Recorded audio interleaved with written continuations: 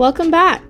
It's been a bit longer than I was hoping it would be until I posted another video, but we've been through some life changes. My car broke down, my husband got a new job. I'm still adjusting to stay-at-home mom life, as you can hear in the background.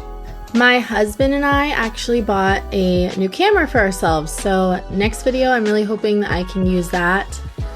And I'm really excited to get back into filming with an actual camera instead of just my phone. But today, I wanted to do 4 easy meals that in my head I kind of think of as meals that I can fall back on. Some of these are easy, some of them are easy in a way, and I can kind of explain to you what I mean by that.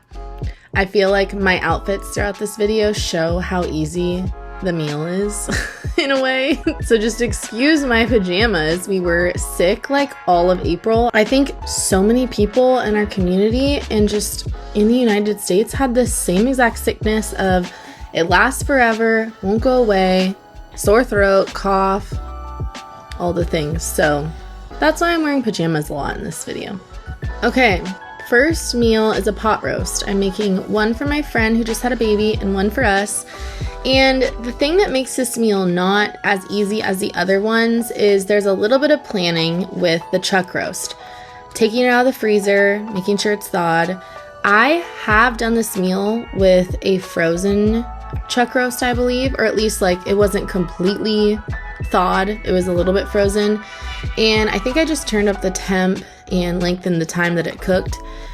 But another reason this meal isn't super easy is that it does take hours to braise in the oven.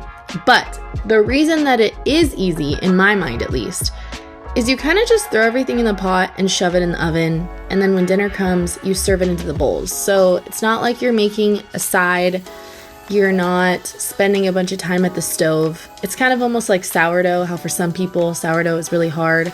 For others, they think it's really easy in the sense of time. It does take time to ferment, but it is kind of just a leave on the counter type of thing. So if you are a person who thinks sourdough is easy, maybe you'll think pot roast is easy. I tend to be more like that. So here's my pot roast recipe. I start by searing my roast, so I make sure that they're dry and then sear them in a little bit of olive oil. And you don't have to do this part. I do think it does something. I don't really know what it does, but I feel like it does something. It's supposed to add flavor. I believe it. I cut my onions just sliced, mostly because my husband is not an onion guy, so I like to have them big enough that he can pull them out. Then I'm going to take the roast out, set it on a plate, and I'm going to saute the carrots and onions together. Add salt, add herbs. I did salt my roast and pepper my roast on either side when I was cooking. And then I'm going to do 1 cup of bone broth, beef bone broth, and 1 cup or 2 cups of water. My recipe calls for 3 cups of liquid, but I found that it's a little too much for me. I don't really want a ton of liquid in my roast, but you can do whatever you like. I think that it's supposed to be a more liquidy type of meal. And I think that you're supposed to make gravy with it, which actually would be so delicious. We don't normally do that. But yeah, salt, pepper, herbs, saute that up, and then I put the roast back in the Dutch ovens, close the lid, and I bake it in the oven at 300 or 325 for about 3 hours or so until it is tender. The last step is to cut potatoes, and that's it. I think I let the roast cook for about the 3 to 3.5 hours, and then I add in the potatoes for maybe 30 minutes. I'm doing a mix of white potato with fingerling. I love fingerling potatoes. I love that deep red or the deep purple potato. It just adds so much flavor.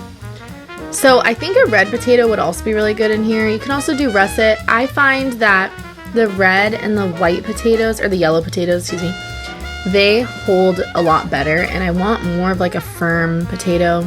I've noticed the russet kind of sheds off the starch. Another thing you could do, which would be so delicious, is make mashed potatoes. But that's it, and you're ready to go. And our baby absolutely adores this recipe. It was actually really easy to freeze for him in a little cup after I mashed it up for him. So if you have a baby, there you go. This next recipe is so easy. I almost don't even want to call it like a dinner recipe because it's kind of just how to cook a protein for dinner. But you'll see how simple I make it for dinner. But I'm taking frozen chicken literally from the freezer. I did not thaw it, nothing, it's frozen. You can obviously do it thawed. I'm putting the frozen chicken into my Instant Pot. I'm putting a jar of salsa. You could use any salsa you want. It'd be really fun to see what you could do with different like enchilada sauces or something like that, or like salsa verde. But I'm putting it in the Instant Pot for maybe 8 or 9 hours. Who cares? As long as you like it. And it just falls apart. I think I'm opening up maybe halfway, so maybe it's like lunchtime. And I'm just doing a little shred and checking on it. But all that liquid will soak into it at the end, by the way. But this is just the easiest thing. So tonight I was just serving it with some flour tortillas. I really love these ones because they're made with avocado oil and no bad oils, which is great. And I think I found them at Sprouts before.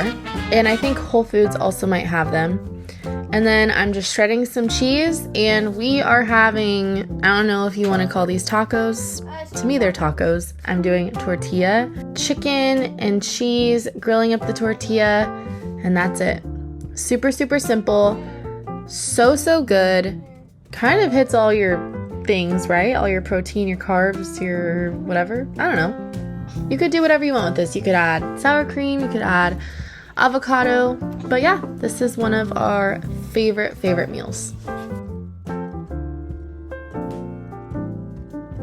Okay, next meal is all-time top favorite panic meal. Also just one of our favorite meals in general, but panic meal is, it's 4 or 5 p.m. and I don't want to cook and nothing sounds good, but I can count on this almost always sounding good. So, starting with washing my rice, which, oh my gosh, I was wondering why there was little black specks in my rice for so long. It was bugs. Please check your rice so you're not eating bugs like we were for who knows how long. Anyways, next step is to get broccoli in the oven, roasting maybe 400 degrees. I don't really know how long, maybe 20-25 minutes. And then you're gonna take your beef, your ground beef, which I usually thaw in hot water. Maybe that's controversial.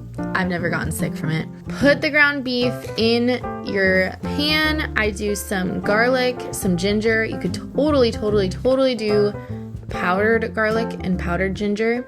And then you're gonna do 1/4 of a cup of soy sauce, 1/4 of a cup, or maybe 3 tablespoons of maple syrup or brown sugar, whatever.